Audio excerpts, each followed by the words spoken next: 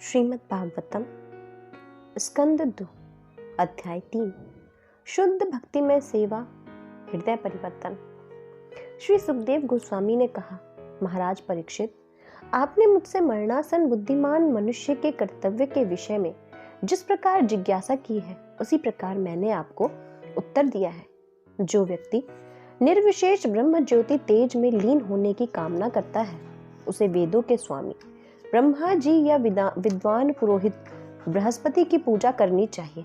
जो प्रबल काम शक्ति का इच्छुक हो, उसे स्वर्ग के राजा इंद्र की, और जो अच्छी संतान का इच्छुक हो, उसे प्रजापतियों की पूजा करनी चाहिए। जो अच्छे भाग्य का आकांक्षी हो, उसे भौतिक जगत की अधीक्षिका दुर्गा देवी की पूजा करनी चाहिए। जो अत्यंत शक्तिशाली बनना चाहे, उसे अग्नि की, और जो केवल धन की इच्छा करता हो, उसे वसुओं की पूजा करनी चाहिए। यदि कोई महान वीर बनना चाहता है, तो उसे शिवजी के रुद्रावतारों की पूजा करनी चाहिए। जो प्रचुर अन्न की राशि चाहता हो, उसे अदिति की पूजा करनी चाहिए। जो स्वर्ग लोक की कामना करे, उसे अदिति के पुत्रों की पूजा करनी चाहिए। जो व्यक्ति सांसारिक राज्य चाहता हो, उसे विश्वदेव की, और जो जनता में लोकप्रियता का इच्छुक हो, उसे साध्य देव की पूजा करनी चाहिए। जो दीर्घायु की कामना करता हो, उसे अश्विनी कुमारों की, और जो पुष्ट शरीर चाहे, उसे पृथ्वी की पूजा करनी चाहिए। जो अपनी नौकरी के स्थायित्व की कामना करता हो, उसे क्षितिज तथा पृथ्वी दोनों की सम्मिलित पूजा करनी चाहिए।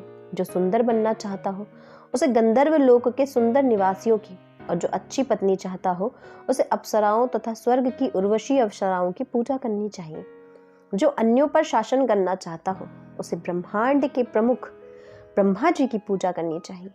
जो स्थायी कीर्ति का इच्छुक हो, उसे भगवान की, तथा जो अच्छी बैंक बचत चाहता हो, उसे वरुण देव की पूजा करनी चाहिए। यदि कोई अत्यंत विद्वान बनना चाहता हो, तो उसे शिव जी की पूजा करनी चाहिए। यदि कोई अच्छा वैवाहिक संबंध चाहता है, तो उसे शिव जी की पत्नी सती की, देवी उमा की पूजा करनी चाहिए। ज्ञान के आध्यात्मिक विकास के लिए मनुष्य को चाहिए कि वह भगवान विष्णु या उनके भक्त की पूजा करे, और वंश की रक्षा के लिए तथा कुल की उन्नति के लिए उसे विभिन्न देवताओं की पूजा करनी चाहिए। जो व्यक्ति राज्य सत्ता पाने का इच्छुक हो, उसे मनुओं की पूजा करनी चाहिए। जो व्यक्ति शत्रुओं पर विजय पाने का इच्छुक हो, उसे असुरों की, और जो इंद्रिय तृप्ति चाहता हो, उसे चंद्रमा की पूजा करनी चाहिए। किंतु जो किसी प्रकार के भौतिक भोग की इच्छा नहीं करता, उसे पूर्ण पुरुषोत्तम भगवान की पूजा करनी चाहिए। जिस व्यक्ति की बुद्धि व्यापक है, चाहे वह समस्त भौतिक इच्छाओं से युक्त हो या निष्काम हो, अथवा मुक्ति का इच्छुक हो, उसे चाहिए कि वह सभी प्रकार से परम पूर्ण भगवान की पूजा करे।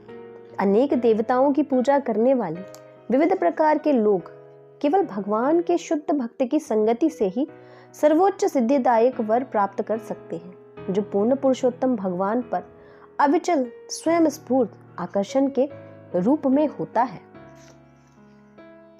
परम भगवान हरि श्री विषयक दिव्य ज्ञान वह ज्ञान है जिससे भौतिक गुणों की तरंगे तथा भंवरें पूरी तरह थम जाती है।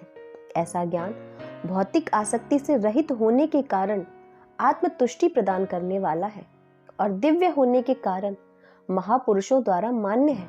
तो भला ऐसा कौन होगा जो इससे आकृष्ट नहीं होगा। शौनक ने कहा, व्यास पुत्र शील शुकदेव गोस्वामी अत्यंत विद्वान ऋषि थे, और बातों में काव्यमय ढंग से प्रस्तुत करने में सक्षम थे।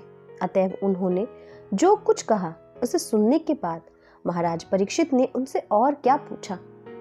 हे विद्वान सूत गोस्वामी, कृपया आप हम सबों को ऐसी कथाएं समझाते रहें, क्योंकि हम सब सुनने को उत्सुक हैं। इसके अतिरिक्त ऐसी कथाएं जिनसे भगवान हरि के विषय में विचार विमर्श हो सके, भक्तों की सभा में अवश्य ही कहीं और सुनी जानी चाहिए। पांडवों के पौत्र महाराज परीक्षित अपने बाल्यकाल से ही भगवान के महान भक्त थे। वे खिलौनों से खेलते समय भी अपने कुलदेव की पूजा का अनुकरण करते हुए भगवान कृष्ण की पूजा किया करते थे। व्यास पुत्र शुकदेव गोस्वामी दिव्य ज्ञान से पूर्ण भी थे, और वसुदेव पुत्र श्री भगवान के महान भक्त भी थे। अतएव भगवान कृष्ण विषयक चर्चाएं अवश्य चलती रही होंगी, क्योंकि बड़े बड़े दार्शनिकों द्वारा तथा महान भक्तों की सभा में कृष्ण के गुणों का बखान होता रहता है। उदय तथा अस्त होते हुए सूर्य सबों की आयु को क्षीण करता जाता है, किंतु जो सर्वोत्तम भगवान की कथाओं की चर्चा चलाने में अपने समय का सदुपयोग करता है, उसकी आयु क्षीण नहीं होती। क्या वृक्ष जीते नहीं है? क्या लुहार की धौकनी सांस नहीं लेती? हमारे चारों ओर क्या पशुगण भोजन नहीं करते या वीर्यपात नहीं करते? कुत्तों, सूकरों, ऊंटों तथा गधों जैसे पुरुष उन पुरुषों की प्रशंसा करते हैं जो समस्त बुराइयों से उद्धार करने वाले भगवान श्री कृष्ण की दिव्य लीलाओं का कभी श्रवण नहीं करते। जिसने भगवान के शौर्य तथा अद्भुत कार्यों की कथाएं नहीं सुनी है तथा जिसने भगवान के विषय में गीतों को गाया या उच्च स्वर से उच्चारण नहीं किया है, उनके श्रवण रंध्र मानो सांप के बिल है और जीभ मानो मेढक की जीभ है। शरीर का ऊपरी भाग भले ही रेशमी पगड़ी से सज्जित क्यों ना हो, किंतु यदि मुक्ति के दाता भगवान के समक्ष झुकाया नहीं जाता तो वह केवल एक भारी बोझ के समान है। इसी प्रकार चाहे हाथ चमचपाते कंकड़ों से अलंकृत क्यों ना हो, यदि भगवान हरि की सेवा में लगे नहीं रहते तो वे मृत पुरुष के हाथों के तुल्य हैं। जो आंखें भगवान विष्णु की प्रतीकात्मक अभिव्यक्तियों, उनके रूप, नाम, गुण आदि को नहीं देखती, वे मोर पंख में अंकित आंखों के तुल्य हैं। और जो पांव तीर्थ स्थानों की यात्रा नहीं करते जहां भगवान का स्मरण किया जाता है, वे वृक्ष के तनों जैसे माने जाते हैं।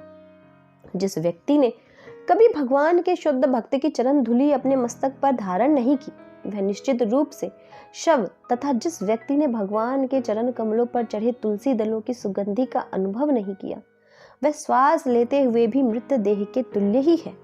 निश्चय ही वह हृदय फौलाद का बना है जो एकाग्र होकर भगवान के पवित्र नाम का उच्चारण करने पर भी नहीं बदलता। जब हर्ष होता है तो आंखों में आंसू नहीं भर जाते और शरीर के रोम रोम खड़े नहीं हो जाते। हे सूत गोस्वामी, आपके वचन हमारे मनों को भाने वाले हैं, अतएव कृपा करके आप हमें यह उसी तरह बताएं जिस तरह से दिव्य ज्ञान में अत्यंत कुशल महान भक्त सुखदेव गोस्वामी ने महाराज परीक्षित के पूछे जाने पर उनसे कहा। इस प्रकार श्रीमद् भागवत के द्वितीय स्कंद के अंतर्गत शुद्ध भक्तिमय सेवा हृदय परिवर्तन नामक तीसरे अध्याय के अनुवाद पूर्ण हुए। श्रीमद् भागवतम अध्याय 4 सृष्टि प्रक्रम। सूत गोस्वामी ने कहा, सुखदेव गोस्वामी से आत्मा के सत्य के विषय में बातें सुनकर उत्तरा के पुत्र महाराज परीक्षित ने आस्था पूर्वक अपना ध्यान भगवान कृष्ण में लगा दिया। भगवान कृष्ण के प्रति एक निष्ठ आकर्षण के फल स्वरूप महाराज परीक्षित ने अपने निजी शरीर, अपनी पत्नी, अपनी संतान, अपने महल, अपने पशु, हाथी, घोड़े, अपने खजाने, मित्र तथा संबंधी और अपने निष्कंटक राज्य के प्रति प्रगाढ़ ममता को त्याग दिया। हे महर्षियों, महात्मा महाराज परीक्षित ने भगवान कृष्ण के विचार में निरंतर लीन रहते हुए अपनी आसन्न मृत्यु को भली भांति जानते हुए सारे सकाम कर्म अर्थात धर्म के कार्य, आर्थिक विकास तथा इंद्रिय तृप्ति त्याग दिए और कृष्ण के लिए सहज प्रेम में अपने को दृढ़ता से स्थित कर लिया। तब उन्होंने इन सारे प्रश्नों को उसी तरह पूछा जिस तरह आप सब मुझसे पूछ रहे हैं। महाराज परीक्षित ने कहा, हे विद्वान ब्राह्मण, आप भौतिक दूषण से रहित होने के कारण सब कुछ जानते हैं, अतएव आपने मुझसे जो भी कहा है वह मुझे पूर्ण रूप से उचित प्रतीत होता है। आपकी बातें क्रमशः मेरे अंधकार रूपी अज्ञान को दूर कर रहे हैं, क्योंकि आप भगवान की कथाएं कह रहे हैं। मैं आपसे यह जानना चाहता हूं कि भगवान किस प्रकार अपनी निजी शक्तियों से इस रूप में इन दृश्य ब्रह्मांडों की सृष्टि करते हैं, जो बड़े से बड़े देवताओं के लिए भी अचिंत्य है। कृपया बताएं कि सर्वशक्तिमान परमेश्वर किस तरह अपनी विभिन्न शक्तियों तथा विभिन्न विस्तारों को इस घटनाओं से भरे जगत के पालन करने में लगाते हैं और एक खिलाड़ी के खेल की तरह फिर से इसे समेट लेते हैं। हे विद्वान ब्राह्मण, भगवान के दिव्य कार्यकलाप अद्भुत हैं और वे अचिंत्य प्रतीत होते हैं, क्योंकि वे अनेक विद्वान पंडितों के अनेक प्रयास भी उन्हें समझने में अपर्याप्त सिद्ध होते रहे हैं। पूर्ण पुरुषोत्तम भगवान एक है, चाहे वे प्रकृति के गुणों से अकेले कार्य करें या एक साथ कई रूपों में विस्तार करें, या प्रकृति के गुणों के निर्देशन हेतु बारी बारी से विस्तार करें। कृपया इन सारे संशयप्रद प्रश्नों का निवारण कर दें, क्योंकि आप न केवल वैदिक साहित्य के परम विद्वान हैं एवं आध्यात्म के आत्मसिद्ध हैं, अपितु आप भगवान के महान भक्त भी हैं। अतएव आप भगवान के ही समान हैं। सूत गोस्वामी ने कहा, जब राजा ने सुखदेव गोस्वामी से इस प्रकार प्रार्थना की कि वे भगवान की सृजनात्मक शक्ति का वर्णन करें, तो उन्होंने इंद्रियों के स्वामी श्री कृष्ण का ठीक से स्मरण किया और उपयुक्त उत्तर देने के लिए वे इस प्रकार बोले। श्री सुखदेव गोस्वामी ने कहा, मैं उन पूर्ण पुरुषोत्तम भगवान को सादर नमस्कार करता हूँ, जो भौतिक जगत की सृष्टि के लिए प्रकृति के 3 गुणों को स्वीकार करते हैं। वे प्रत्येक के शरीर के भीतर निवास करने वाले परम पूर्ण हैं और उनकी गतियां अचिंत्य हैं। मैं पुनः संपूर्ण जगत रूप तथा अध्यात्म रूप उन भगवान को सादर नमस्कार करता हूँ, जो पुण्यात्मा भक्तों को समस्त कष्टों से मुक्ति दिलाने वाले हैं तथा अभक्त असुरों की नास्तिक मनोवृत्ति की वृद्धि को विनष्ट करने वाले हैं, जो अध्यात्मवादी सर्वोपरि आध्यात्मिक पूर्णता में स्थित हैं। उन्हें वे उनके विशिष्ट पद प्रदान करने वाले हैं। मैं उन्हें सादर नमस्कार करता हूँ, जो यवदुवंशियों के संगी हैं और अभक्तों के लिए सदैव समस्या बने रहते हैं। वे भौतिक तथा आध्यात्मिक दोनों जगतों के परम भोक्ता हैं, फिर भी वे वैकुंठ में स्थित अपने धाम का भोग करते हैं। कोई भी उनके समतुल्य नहीं है, क्योंकि उनका दिव्य ऐश्वर्य अमाप्य है। मैं उन सर्व मंगलमय भगवान श्री कृष्ण को सादर नमस्कार करता हूँ, जिनके यशोगान, स्मरण, दर्शन, वंदन, श्रवण तथा पूजन से पाप करने वाले सारे पाप फल तुरंत धुल जाते हैं। मैं सर्व मंगलमय भगवान श्री कृष्ण को बारंबार प्रणाम करता हूँ। उनके चरण कमलों की शरण ग्रहण करने मात्र से उच्च कोटि के बुद्धिमान जन वर्तमान तथा भावी अस्तित्व की सारी आसक्तियों से छुटकारा पा जाते हैं और बिना किसी कठिनाई के आध्यात्मिक जगत की ओर अग्रसर रहते हैं। मैं सर्व मंगल में भगवान श्री कृष्ण को पुनः पुनः सादर नमस्कार करता हूँ, क्योंकि बड़े बड़े ऋषि, बड़े बड़े दानी, यशलब्ध कार्यकर्ता, बड़े बड़े दार्शनिक तथा योगी, बड़े बड़े वेद पाठी तथा वैदिक सिद्धांतों के बड़े बड़े अनुयायियों तक भी ऐसे महान गुणों को भगवान की सेवा में समर्पित किए बिना कोई क्षेम अर्थात कुशलता प्राप्त नहीं कर पाते। किरात, हूण, आंध्र, पुलिंद, पुलकश, आभिर, शुंभ, यवन, खस आदि जातियों के सदस्य तथा पाप कर्मों में लिप्त रहने वाले अन्य लोग परम शक्तिशाली भगवान के भक्तों की शरण ग्रहण करके शुद्ध हो सकते हैं। मैं उन भगवान को सादर नमस्कार करता हूँ।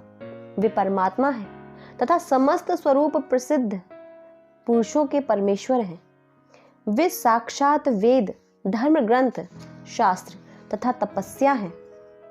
वे ब्रह्मा जी, शिव जी तथा कपट से रहित समस्त व्यक्तियों द्वारा पूजित हैं। आश्चर्य तथा सम्मान से ऐसे पूजित होने वाले पूर्ण पुरुषोत्तम भगवान मुझ पर प्रसन्न हो। भगवान श्री कृष्ण जो समस्त भक्तों के पूजनीय स्वामी हैं, यदुवंश के अंधक तथा वृष्णि जैसे समस्त राजाओं के रक्षक तथा उनके यश हैं, सभी लक्ष्मी देवियों के पति, समस्त यज्ञों के निर्देशक, अतएव समस्त जीवों के अग्रणी, समस्त बुद्धि के नियंता, समस्त दिव्य एवं भौतिक लोकों के अधिष्ठाता तथा पृथ्वी पर परम अवतार सर्वे सर्वा है।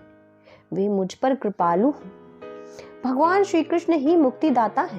भक्त प्रतिपल उनके चरण कमलों का चिंतन करते हुए तथा महापुरुषों के चरण चिन्हों पर चलते हुए समाधि में परम सत्य का दर्शन कर सकता है। तथापि विद्वान ज्ञानी जन उनके विषय में अपनी सनक के अनुसार चिंतन करते हैं। ऐसे भगवान मुझ पर प्रसन्न हो, जिन्होंने सर्जन के प्रारंभ से ब्रह्मा के हृदय में शक्तिशाली ज्ञान का विस्तार किया और सृष्टि तथा अपने विषय में पूर्ण ज्ञान की प्रेरणा दी, जो ब्रह्मा के मुख से प्रकट हुए प्रतीत हुए, वे भगवान मुझ पर प्रसन्न हो। ब्रह्मांड के भीतर लेटकर जो तत्वों से निर्मित शरीरों को प्राणमय बनाते हैं और जो अपने पुरुष अवतार में जीव को भौतिक गुणों के 16 विभागों के अधीन करते हैं, जो जीव के जनक रूप हैं, वे पूर्ण पुरुषोत्तम भगवान मेरे प्रवचनों को अलंकृत करने के लिए प्रसन्न हो। मैं वासुदेव के अवतार श्रील व्यासदेव को सादर नमस्कार करता हूँ, जिन्होंने वैदिक शास्त्रों का संकलन किया। शुद्ध भक्तगण भगवान के कमल सदृश मुख से टपकते हुए अमृतपम दिव्य ज्ञान का पान करते हैं। हे राजन, नारद द्वारा पूछे जाने पर प्रथम जन्मा ब्रह्मा जी ने इस विषय में ठीक वही बात बतलाई जो भगवान ने अपने पुत्र ब्रह्मा से प्रत्यक्ष कही थी, जिन्हें जन्म से ही वैदिक ज्ञान धारण कराया गया था। इस प्रकार श्रीमद् भागवत के द्वितीय स्कंद के अंतर्गत सृष्टि प्रक्रम नामक चतुर्थ अध्याय के अनुवाद पूर्ण हुए।